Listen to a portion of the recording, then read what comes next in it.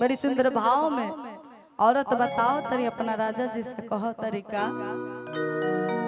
काहे कि नया नया गौना होके हाँ औरत जब आईली आईली ताले उनका मर्द इतना सुंदर ब्यूटी छोड़ के हाँ आ ड्यूटी करे चल गए। ओहो तो उनका किस्मते नु खराब रहे। हाँ का करबा का चल कि तोहरा के छोड़ के ड्यूटी चल कर। हाँ अगर नया नया औरत कहत तरीका का कहत तारी हो कि छोरी गवना हरी में हरिया जय हो अच्छा कि पिया भाई लगुनारी के हो फूल कि छोरी गवना हरी में हरिया कि कवनी सवतिया आज मरले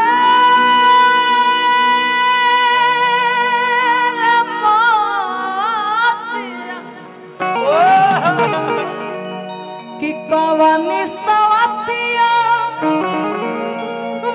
मरले बमतिया कैला गुजरिया के भूल ए अच्छा कि सुनी सुनी लागेला से जरिया हाय हाय हाय कि सुनी सुनी लागेला से जरिया और का कि पिया भला गुलाब के हो सुनी सुनी लागेला से जरिया सुनी सुनी लागेला से दरिया कवनी सवतिया सवतिया सवतिया मनरे कवनी सवतिया मनरे सवतिया सवतिया मनरे कल गुजरिया के भूल गमछा वाला भैया है ना ई तो मुंह कान जला देबा का भाई ऊपर ही मर हेलो जो ना मतलब हम बोले नहीं गमछा लावा भैया आइला सोचते हुए कि का कहिए आदित्य कहे कि कुछ ना डाला अब वहां से कहते कि गमछा लावा तो कहता ना अब दिए कि ना दिए ये लेके फिर जाई है तू हां बाकी अभी हम मांगनी है खातिर पकड़ है माइक पकड़िए काहे कि हम बन्हा ल तभी हमरा भर उड़ मिलेला ना त ना मिलेला हमरा भर औरत कहत तरीका हाँ यही है क्वालिटी असली कलाकार का बाकी अनुज भैया अभी ले ना आइले हैं। हाँ, अभी भैया बिजी हैं आएंगे हाँ, अभी तनी बिजी है बाकी मेरे आवाज को अगर अनुज भैया सुनते होंगे तो थोड़ा सा नहीं आएंगे महफिल में तो अच्छा लगेगा। बहुत बहुत धन्यवाद भैया। देखिए भैया के नाम लेते भैया उपस्थित बारे। हाँ लेकिन भैया खाली उधर ही बरसई नहीं है इधर झीसियो न पे चलो बात सही है। हाँ बाकी औरत के भाव हो का अब तू लोग तक मुस्कुराइल करियो गमछा वाले भैया अब माइक तनी और दूर नाम रखो तो नहीं के पता इतना सटा रही है काहे माइक मुंह में माइक सटाइले जा रही है तनी दूर रखो हाँ आवा है रहा तू लोग का के हम बयारी ऐसा ही है। हाँ एक दनी तोहनी चारों हो जा एक तरफ चारों रहो एक तरफ हम अपने रहे। हाँ भले दूगो हड्डी काहे न टूटल तीसरा में तोड़िए के जाए आवा हाँ का कि कवन सबसिया हम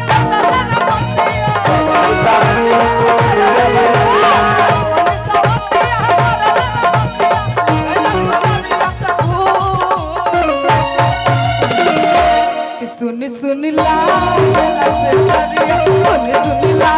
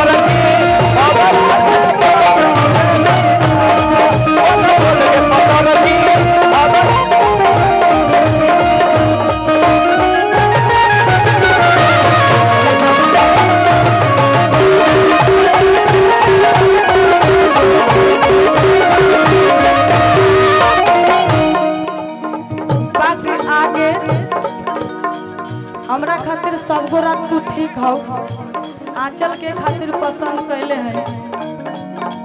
आंचल हमारा हाइट में बारे एक खातिर आंचल खातिर हम कहल चाहे आंचल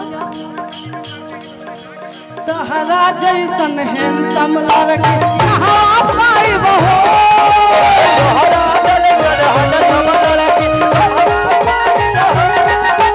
तहरा जैसन हैंडसम लड़की कहाँ पाइब हो।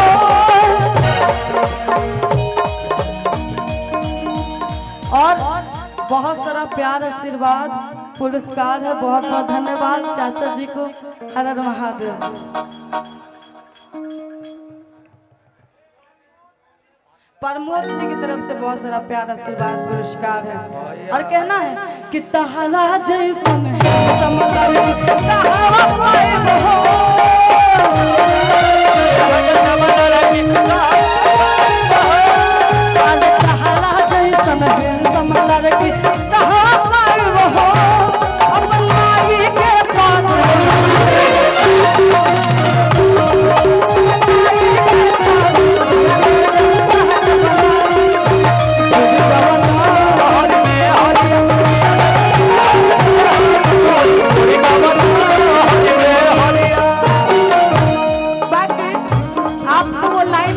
दिए थे।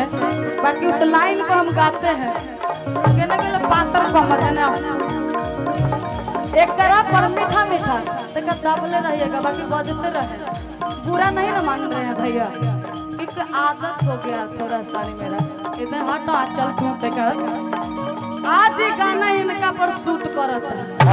काहे की पता बा एकर कमरे बा एकदम बास के कहीं नहीं यार। हम उहे देखत रही बैठ के यार इतना पातर चितर इतना के का कहल जाला। हमारा तो डर बा कि ज्यादा लचकैला पर मुंह चूक ना जाए। अरे ए फूल फूल के पत्तर के बाकी ना मने घुमा बुलेट लाइक तो हौले ना हो तो तू बुलेट बनबू का हमरा बुलेटिया तो पहिल बैठ के पता के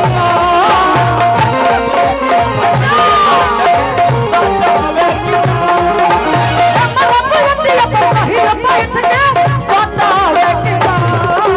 के ए चल तू आवा बाकी कहे मन करा से बोल बोल के पत्ता रखी बोल बोल के पत्ता रखी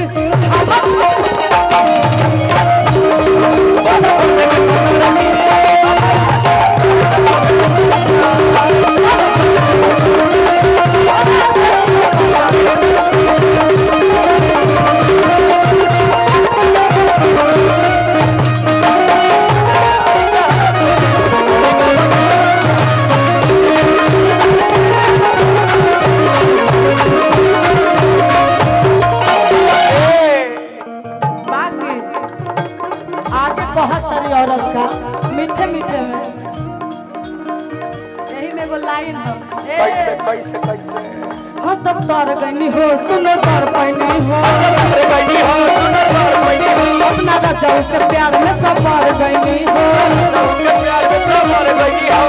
तार गईनी हो सुनो तार पैनी हो अपना राजा के प्यार में सब पार गईनी ए सखी रहे गो लगवा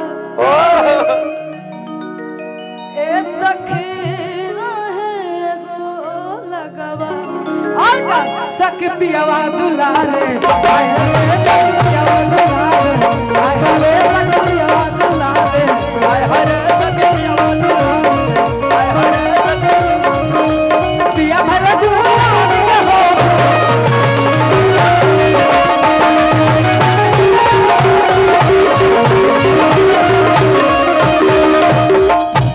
झुमका के पहनले बा सब के कान खाली लौकता सब के कान खाली लौकता। बताओ चौराहा पर कितना 5 रुपया बिकता है। तू काहे ना पहनले रे पगली आ चल आज के बाद लहंगा पहन तरू तो झुमका पहन के जाल करी हो अच्छा लगे तोहरा बाकी कहे के बका ए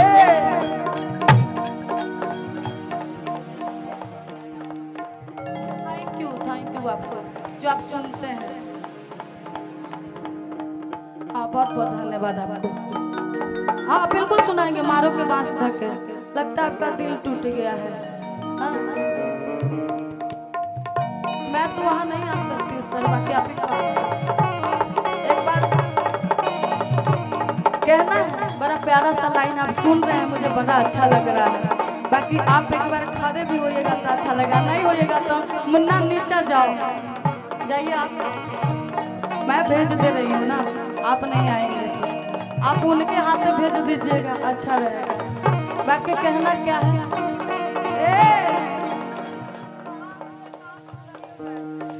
झुमका गढ़वा बनी रनिया, की का बोले आईनी